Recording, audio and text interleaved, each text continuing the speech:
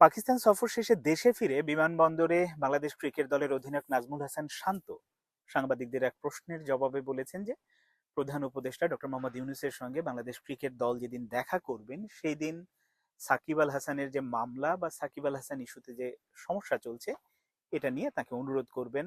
আমি জানি না তিনি কি অনুরোধ করবেন, মামলা তুলে নেয়া নাকি আসলে সাকিবের খেলা যাতে খেলতে নির্বিঘ্নে খেলতে পারে এরকম অনুরোধ করা, সেটা এখন উনি ক্লিয়ার করেননি। আমি ধরে নিলাম যে এরকম দুটো বিষয়। কিন্তু আমার এখানে কয়েকটি প্রশ্ন আছে, আমি জানি না এই ব্যাপারটিকে আপনারা কিভাবে দেখবেন। তো আমার কয়েকটি মানে একেবারে সুনির্দিষ্ট কয়েকটি বিষয় আছে যে এই অনুরোধ করাটা আসলে ঠিক হবে কিনা। প্রথমত আসি যে সাকিব আল হাসানের জাতীয় দলে খেলা নিয়ে কিন্তু কোনো বাধা নেই, সেটা দেশে হোক দেশের বাইরে হোক। পাকিস্তান সফরে এরই মধ্যে খেলেছেন, তিনি আমেরিকা থেকে গিয়ে দলের সঙ্গে যোগ দিয়েছেন এবং সেখানে খেলেছেন। এখন দেশে তিনি আসছেন না কেন বা আসবেন না কেন এটা তো তার আসলে ব্যক্তিগত বিষয়। বা উনি কি ভয় পাচ্ছেন, আগের সরকারের একজন এমপি হয়েছিলেন, এই কারণে কি ভয় পাচ্ছেন, বা তার বিরুদ্ধে মামলা হয়েছে মামলার কারণে তিনি ভয় পাচ্ছেন? যেহেতু রাজনীতির খাতায় নাম লিখিয়েছেন সে কারণেই রাজনীতিবিদ হিসেবে সেটাও তাকে আসলে মোকাবেলা করতে হবে। বাংলাদেশের যে রাজনৈতিক কালচার সেটা সেখানে তো এটা নতুন না, যে কোনো রাজনীতিবিদকে এরকম মামলা মোকাবেলা করতে হয়, তো তাকেও সেটা আসলে মেনে নিতে হবে এবং নিয়েই করতে হবে। এখন এই বিষয়ে অনুরোধ করা ঠিক কিনা সেই বিষয়টাতে আমি আসলে আসি যে প্রধান উপদেষ্টাকে কি বলবেন যে সাকিবের যে মামলা আছে মামলাটা তুলে নিন, বা তার খেলা সবকিছু মিলিয়ে আসলে পরিস্থিতি ঠিক আছে, কিন্তু সেই যদি ওনারা অনুরোধ করেন বাংলাদেশ ক্রিকেট দল বা নাজমুল হোসেন শান্ত, সেইটা ঠিক হবে কিনা।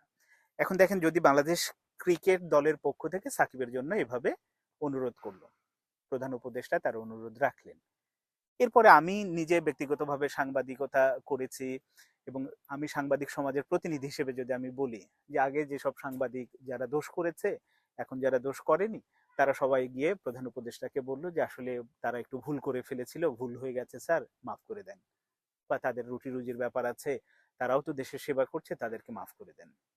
একই পথে যদি হাঁটে, আমি যদি অভিনয় শিল্পীদের কথা বলি, সেই ফেরদৌসের কথা বলি, রিয়াজের কথা বলি, যারা রাজনীতিতে এমপি হয়েছিলেন বা রাজনীতিতে নেমেছিলেন, তো তাদের কথা যদি বলি, তারাও যদি আসলে সে এসে এখন অনুরোধ করে, তারা না মানে তাদের পক্ষ থেকে কেউ এসে অনুরোধ করে যে তারা আসলে ঝোঁকের মাথায় বুঝতে পারেনি, কিছু করার ছিল না ওই সময়, তো মানে অনেকেই বলে, ব্যবসায়ীরা যেমনটা বলেছে, ঘাড়ে তো মাথা দুইটা ছিল না, আসলে কিছু করার ছিল না, তার কথা শুনতে বাধ্য হয়েছে। তো এইরকম অনুরোধ যদি আসলে প্রত্যেকটা সেক্টর থেকে যেতে থাকে, তাহলে সেই ব্যাপারটা আসলে কেমন দাঁড়াবে? সাধারণ ক্ষমা করে দেবেন প্রত্যেককে, যে কোনো দোষ নেই, কিছুই হয়নি, সবকিছু ভুলে গেলাম, আসেন আমরা সবাই আবার এক কাতারে দাঁড়াই? এটা কি আসলে ঠিক? কতগুলো প্রাণ গিয়েছে আপনাদের মনে আছে? 1 থেকে 1.5 হাজার মানুষ, এখন তো নতুন নতুন ভিডিও অনেক কিছু বের হচ্ছে, কত মানুষকে, কত ছাত্রকে, কত নিরীহ মানুষকে গুলি করে হত্যা করা হয়েছে, তাদেরকে পুড়িয়ে ফেলা হয়েছে। এই হিসেবগুলো আমরা যদি আসলে এত দ্রুত ভুলে যাই না, তাহলে অনেক কিছুই।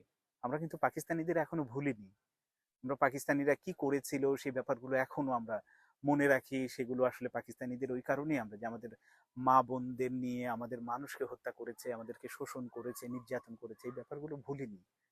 তো একজন এরকম স্বৈরাচার সরকার যখন মানুষের উপরে স্ট্রিম রোলার চালায়, মানুষের প্রাণ কেড়ে নেয়, এই ব্যাপারগুলো যদি আমরা 1-2 মাসের মধ্যে সব ভুলে যাই, আবার অনুরোধ করি যে না আসেন আমরা সব ভুলে যাই, তাকে মাফ করে দেন, ঠিক হয়ে গেছে, সাকিবের মতো একজন পার্সন ওই সময় যদি একটু কথা বলতো, তার তো কোনো কিছুর জীবনে আসলে কমতি নাই, কোনো কিছু পাওয়ার কোনো মানে কি বলবো, পায়নি এমন কোনো ব্যাপার নেই, অনেক কিছু পেয়েছে, টাকা হয়েছে, সম্মান হয়েছে, সবই হয়েছে।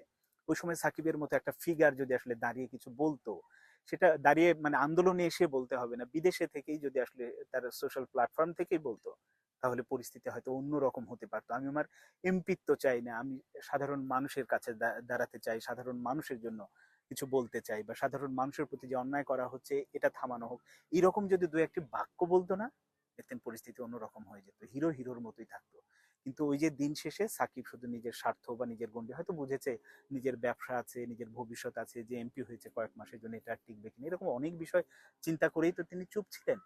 তো হয়তো আপনারা এখন দলের স্বার্থ চিন্তা করছেন, তো সাকিবকে ছাড়াও কিন্তু বাংলাদেশ ক্রিকেট দলের অনেক সাফল্য আছে, পেয়েছে, জিতেছে, আপনারাই জিতেছেন। তো আবার যদি সেই মানে কি বলবো, তার তো খেলার কোনো সমস্যা নেই, কোনো বাধা নেই, তাহলে অনুরোধ কেন? তো আমার কথা একটাই, যে ওই অনুরোধ করে ওই পথটা তৈরি করে দেবেন না, যে আজ ক্রিকেটাররা যে অনুরোধ করছে, পরবর্তীতে তাদের দেখানো পথেই অন্য প্রফেশনের মানুষগুলো যদি একইভাবে এসে অনুরোধ শুরু করে, তখন আর বিষয়টা কিন্তু ভালো থাকবে না। আপনারাই যে খারাপ উদাহরণ তৈরি করে দেবেন, এটাই রয়ে যাবে।